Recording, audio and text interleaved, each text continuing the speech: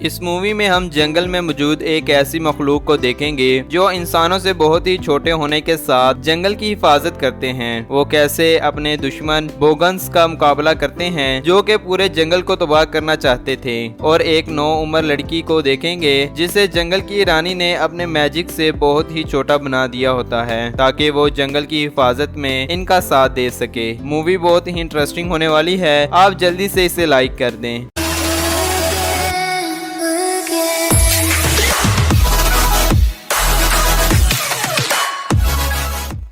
It's hero time! इस movie के आगाज में हम एक प्रोफेसर को देखते हैं जो कि जंगल में किसी चीज की रिसर्च पर था। इसे शक था कि इस जंगल में एक ऐसी मखलूक है जो बिल्कुल इंसानों की तरह है लेकिन साइज में बहुत ही छोटे, जो कि जंगल की रखवाली करते हैं। प्रोफेसर अपने शक को यकीन में बदलने की जी जान कोशिश करता है। इसके लिए प्रोफेसर ने पूरे जंगल में कैमरे फिक्स किए होते हैं। इस प्रोफेसर का नाम मिस्टर बोमा है। अब हम कुछ बुरे क्रिएचर को देखते हैं जो कि एक छोटे से इंसान के पीछे लगे हुए थे जिसका नाम नोड है जो कि एक लीफ मैन है। वो इन क्रिएचर जिन्हें बोंगस कहते हैं से बचता जा रहा था। इतने में ही लीफ मैन और इनके कमांडर नोड को बचा लेते हैं। अब सीन शिफ्ट होता है हमें एक लड़की दिखाते हुए। इस लड़की का नाम मैरी कैथलीन है जो अपने डैड से मिलने के लिए इनके घर आई होती है जो कि प्रोफेसर हैं जिन्हें हमने मूवी की शुरू में देखा है। मैरी कैथलीन अपने डैड के घर मौजूद अजीब सी चीजों को देख ही रही होती है कि इतने में ही इसके डैड वहां आ जाते हैं। वो अपने काम में इतने मगन होते हैं कि इन्हें अपनी बेटी दिखाई ही नहीं देती जो कि कितने सालों के बाद अपने डैड से मिलने आई होती हैं। मैरी थोड़ी सी परेशान हो जाती है और फिर वो अपने डैड को बुलाती है। मैरी के डैड मैरी की आवाज सुनकर एकदम डर जाते हैं और मैरी को देखकर बहुत ही खुश होते हैं। यहीं पर मैरी ओजी से भी मिलती है जो कि इनका पालतू डॉग होता है। अब मैरी के डैड इसे इसके रूम में ले जाते हैं। ये रूम मैरी कैथलीन के बचपन का होता है। यहाँ पर मैरी कैथलीन बताती है कि अब सब मुझे एमके कहकर बुलाते हैं। यहाँ से हम भी मैरी कैथलीन को एमके कहेंगे। इतने में ही प्रोफेसर को किसी सेंसर का सिग्नल आने लगता है। ये सेंसर इन्हीं कैमरों के साथ मौजूद होता है जो कि प्रोफेसर ने पूरे जंगल में लगाए होते हैं। प्रोफेसर वहाँ से चला जाता है और सिग्नल की जांच पड़ताल करता है। अब सीन शिफ्ट होता है हमें कुछ लीफ मैन दिखाते हुए। लीफ मैन का कमांडर जंगल की रानी से मिलने के लिए जाता है। कहानी के हिसाब से मैं यहाँ वजाहत करता जाऊँ, रानी जो के पूरे जंगल की हिफाजत करती है और इनके पास ऐसी पावर्स हैं जिनसे ये जंगल की हरियाली बरकरार रखती है। रानी को हर 100 सालों के बाद अपना नया वारिस चुनना होता है एक कली के जरिए जो कि रानी के बाद जंगल की हिफाजत करेगा।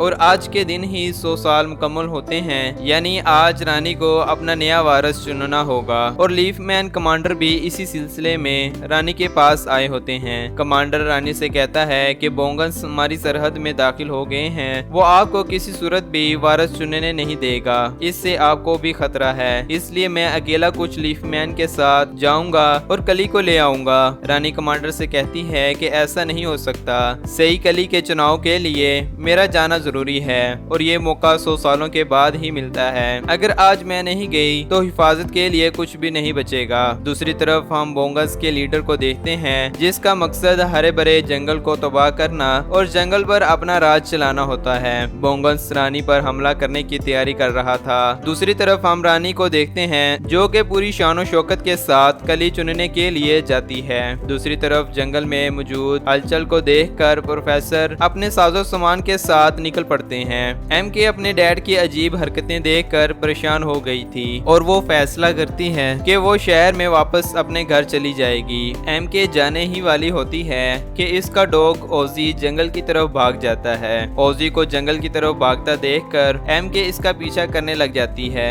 दूसरी तरफ रानी कुछ मुशक्कत के बाद कली को चुन लेती है। अब रानी को कली सही सलामत वापस लानी होती है। इतने में ही बोंगस की पूरी आर्मी इन पर हमला कर देती है। बोंगस की तादाद लीफ मैन से ज्यादा होती है जिस वजह से वो लीफ मैन मैन पर भारी पड़ रहे थे। अब रानी भी वहाँ से बचकर भागना शुरू कर देती है। बोंगन्स का लीडर अपने बेटे के साथ रानी पर हमला करता है। इसी दौरान लीफ मैन कमांडर रानी को बचा लेता है। इस हमले के दौरान बोंगस के लीडर के बेटे को एक तीर लग जाता है। वहीं पर रानी को भी बोंगस का एक तीर लग जाता है। अब रानी नीचे गिर जाती है। वहीं पर एमके भी ओजी को ढूंढते ढूंढते आ जाती है।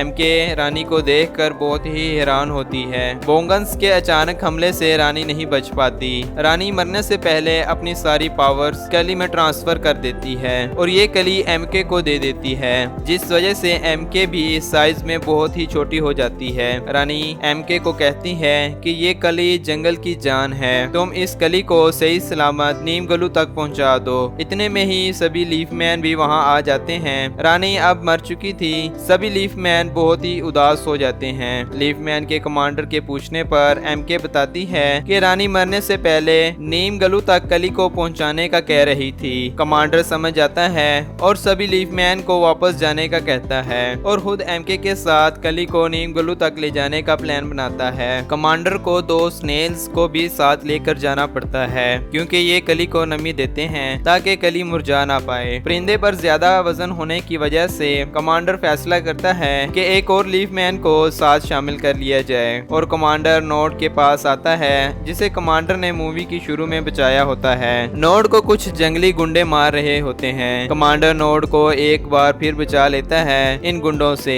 कमांडर नोड को रानी के बारे में बताता है जिस पर नोड भी गमज़दा हो जाता है और वो कमांडर की मदद करने के लिए तैयार हो जाता है। नोड और कमांडर बोंगन्स की आर्मी से बचते बचाते नीम गलू तक पहुंच जाते हैं। नीम गलू इन्हें देखकर ही समझ जाता है कि रानी अब नहीं रही। एमके नीम गलू को कली देती है। नीम गलू एमके से कहता है कि क्या रानी ने कुछ कहा था। एमके कहती है कि रानी ने कली आपको देने का कहा था, इसके अलावा और कुछ भी नहीं। नीम गलू समझ आता है कि अब क्या करना चाहिए। वो इन सब को एक ऐसी लाइब्रेरी ले जाता है जहाँ पर माजी का रिकॉर्ड मौजूद होता है। यहीं पर नीम गलू कली के बारे में रिकॉर्ड देखता है जिसमें लिखा था कि कली को नमी की जरूरत होती है वरना कली मुरझा जाएगी और कली आज के दिन ही मुकम्मल चांद में ही खिलनी चाहिए जिससे कली अपना नया वारिस चुनेगी। रिकॉर्ड में सिर्फ इतना ही हिस्सा मौजूद है क्योंकि आगे का हिस्सा गायब था। नीम गलू कहता है कि हमें एक नई शुरुआत करनी चाहिए। इसके बाद नीम गलू सभी लोगों को